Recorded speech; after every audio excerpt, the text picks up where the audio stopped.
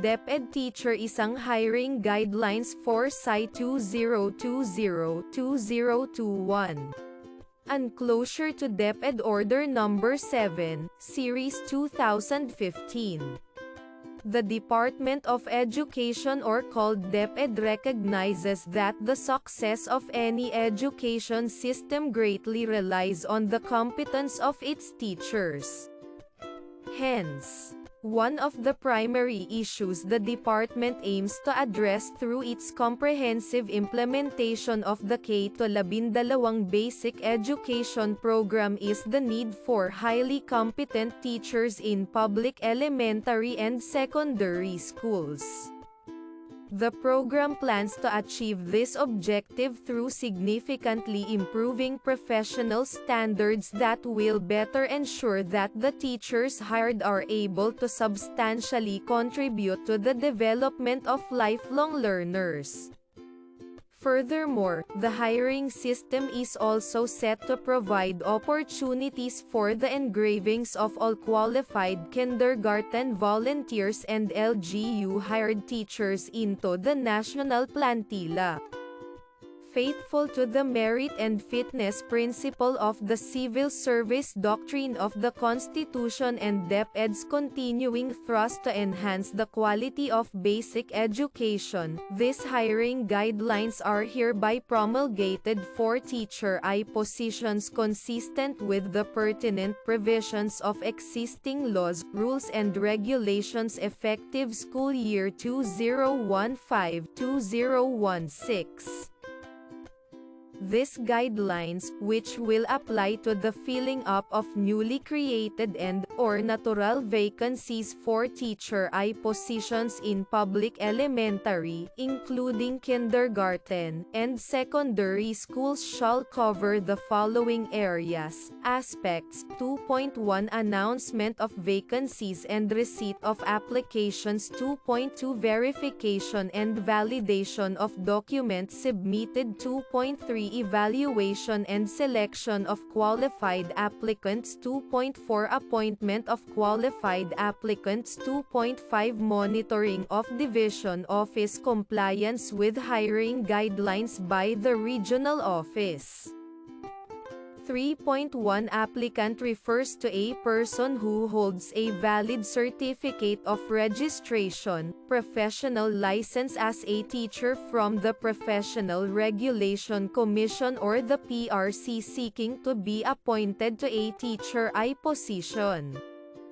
3.2 Bona fide resident refers to an applicant who has been residing for at least 6 months at the barangay, municipality, city or province in which the school being applied to for a teaching position is located, as evidenced by the personal data sheet or the CSC Form 212, revised 2005 and a voter's identification card or any proof of residency as deemed acceptable by the school screening committee. 3.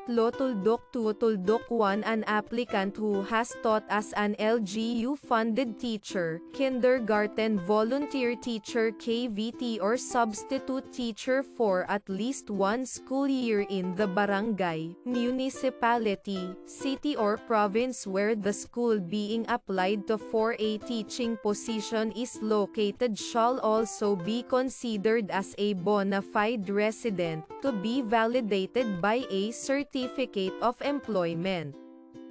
3.3 Locality refers to the barangay, municipality, city or province where the school being applied for is located.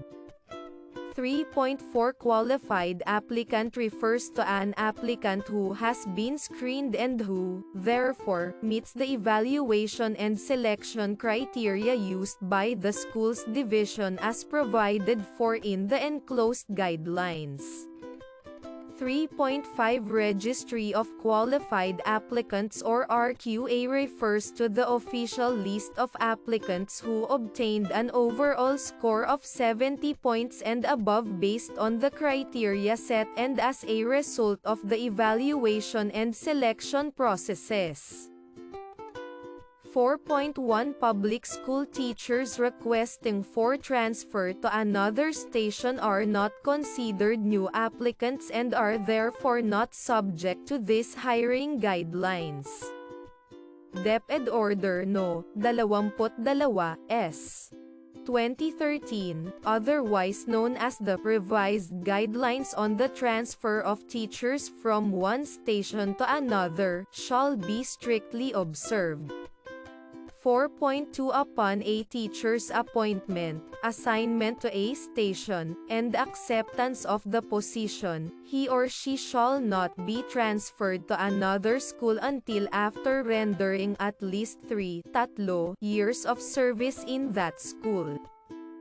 4.3 Residents of the locality, LGU-funded teachers, substitute teachers, volunteer teachers, and Philippine Business for Education graduates under the 1,000 Teachers Program 1000 TP shall be subject to these hiring guidelines.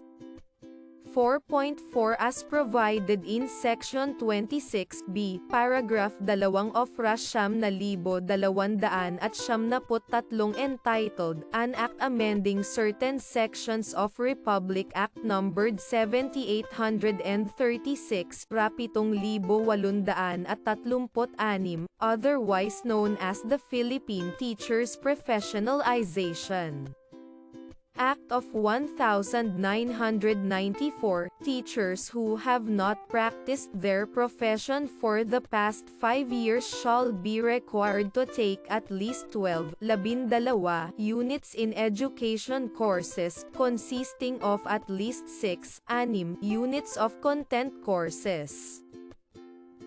4.1 Public school teachers requesting for transfer to another station are not considered new applicants and are therefore not subject to these hiring guidelines.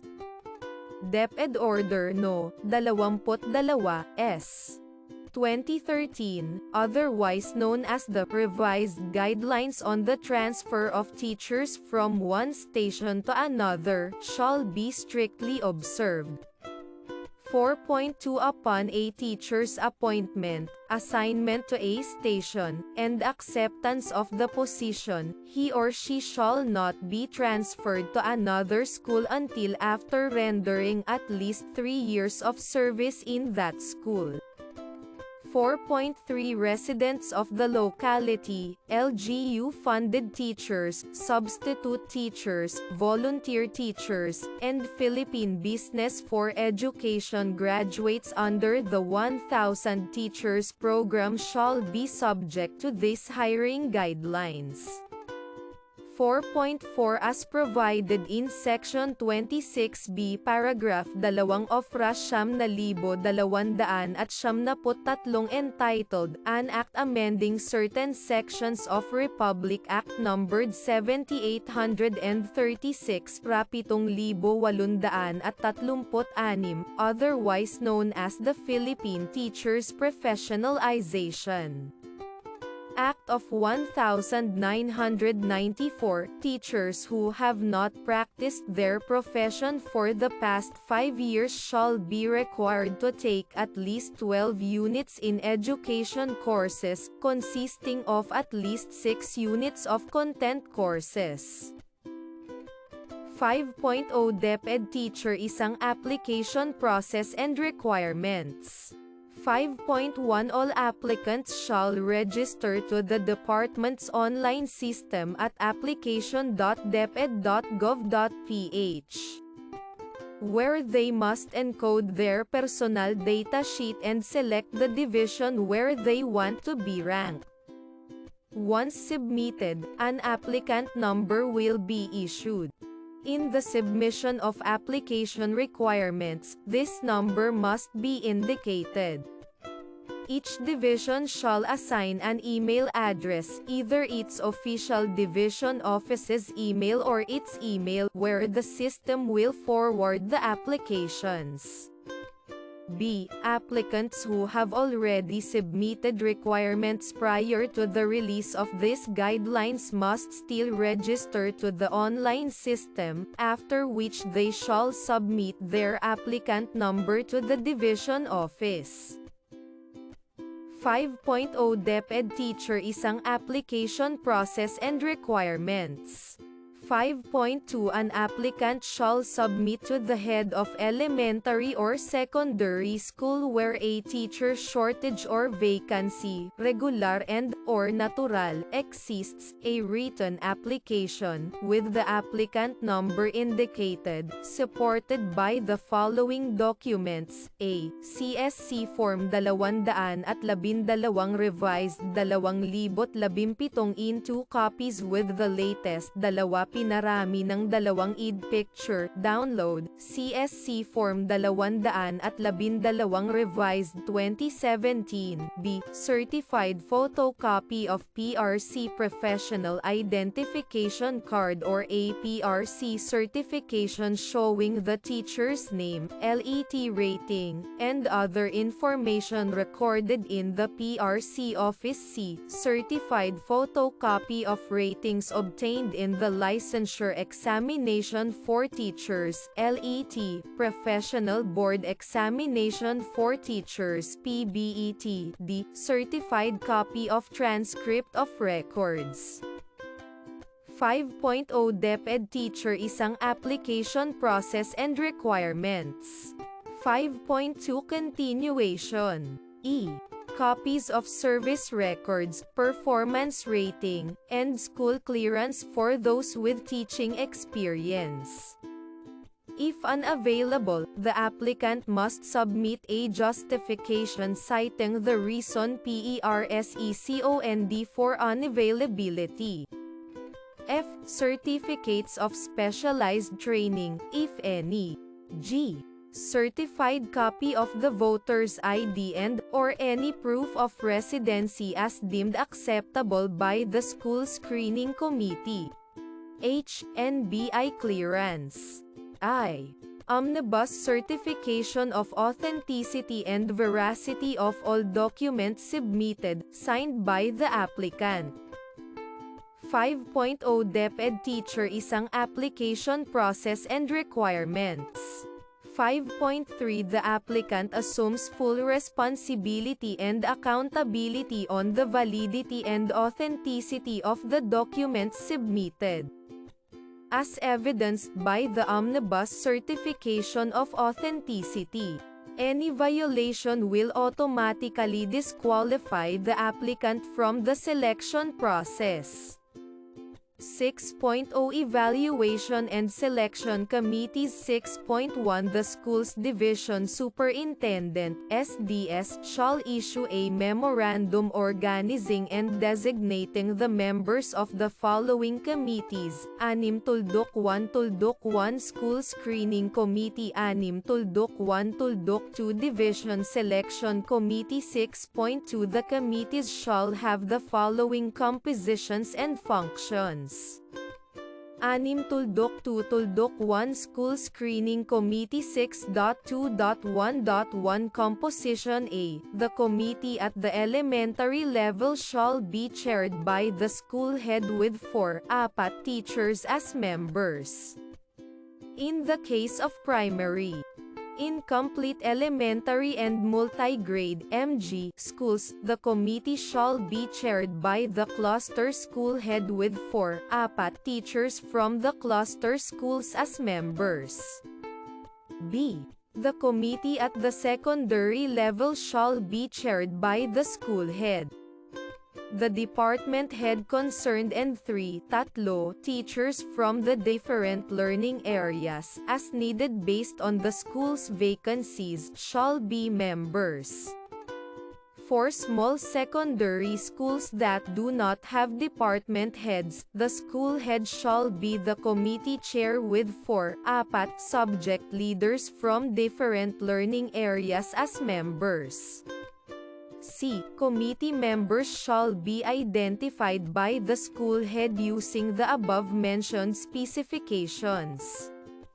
The school head shall then transmit the composition of the school screening committee to the school's division superintendent for the issuance of a corresponding designation order.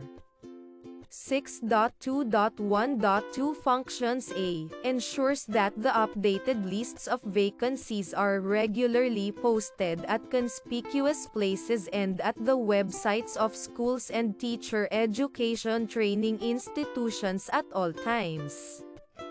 The step-by-step procedure in applying for teacher I positions, including a copy of this order, must be posted as well.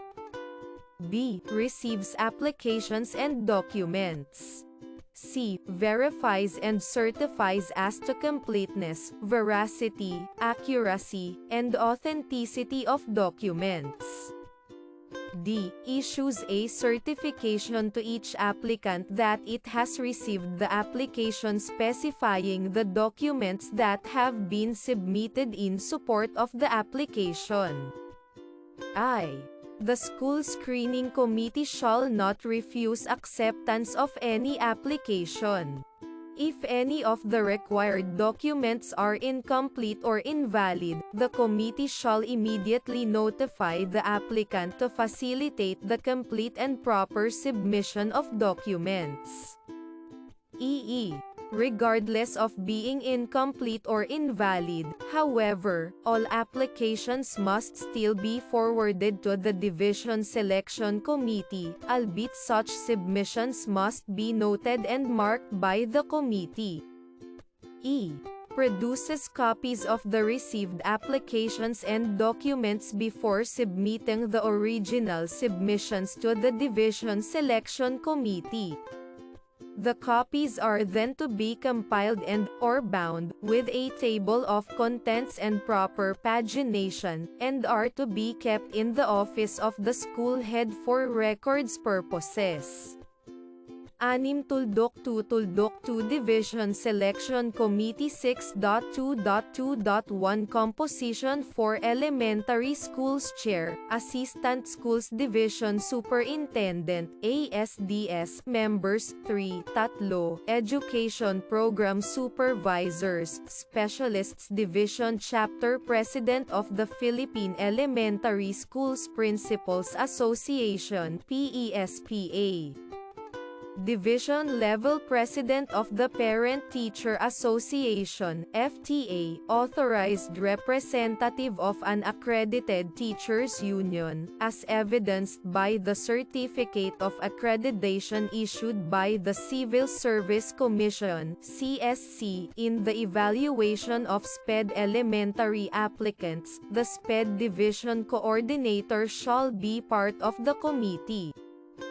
For MG schools, the Division MG Coordinator shall be part of the committee. For secondary schools grades 7 to 10, Chair, Assistant Schools Division Superintendent Members, 3, Education Program Supervisors, Specialists Division Chapter President of the National Association of Public Secondary School Heads, Inc. NAPSSHI, or the National Association of Secondary Schools of the Philippines, NASSHPHIL. Division Level President of the Parent Teacher Association, PTA, Authorized Representative of an Accredited Teachers Union, as evidenced by a Certificate of Accreditation issued by the Civil Service Commission in the evaluation of SPED secondary applicants. The SPED Division Coordinator shall be part of the committee. A. In schools, divisions where there is no ASDS, the superintendent shall designate an education program supervisor as the chair of the division selection committee. B.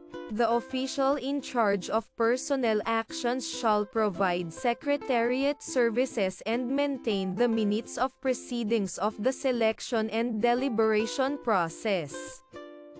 The minutes shall be signed by the chair and all members of the division selection committee.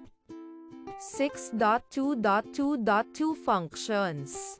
A. Receives from the school screening committee the list of applicants with the corresponding documents. B. Verifies the documents submitted by the school screening committee as to completeness, accuracy, authenticity, and veracity. D. Evaluates applicants on education, teaching experience, LET, PBET rating, interview, demonstration teaching, and specialized training and skills based on the criteria set forth in these guidelines. E.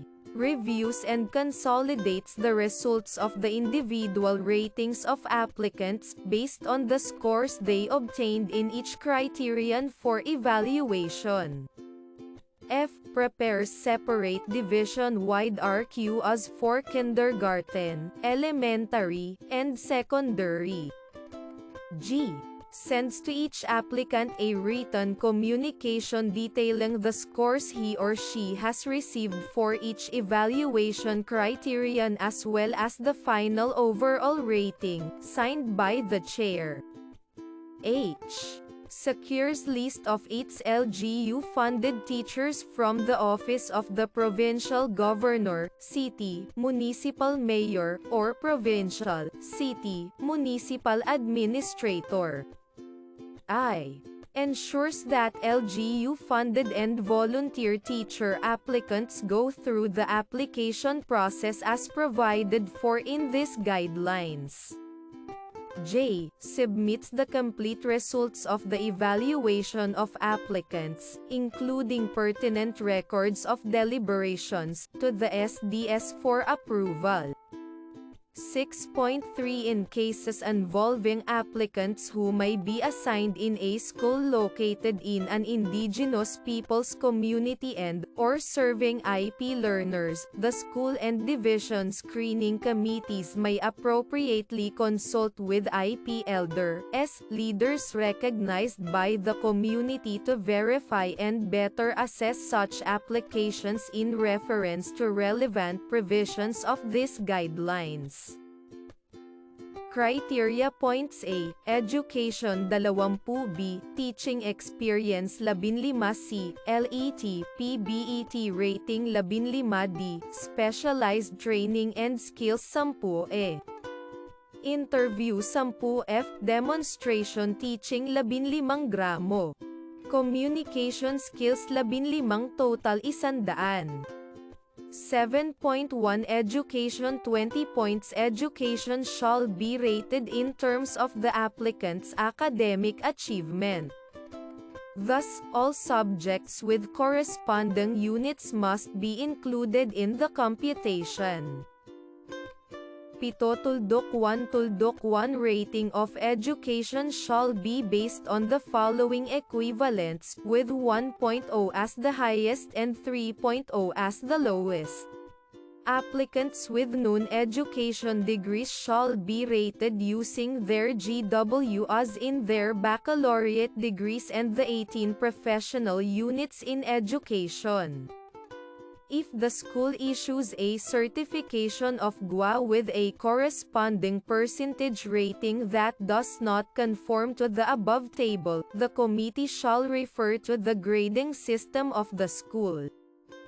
For schools with unique grading systems, a corresponding transmutation table shall be constructed. Applicants with a master's degree shall be given plus 1 point, while applicants with a master's degree and with a doctorate shall be given plus 2 points.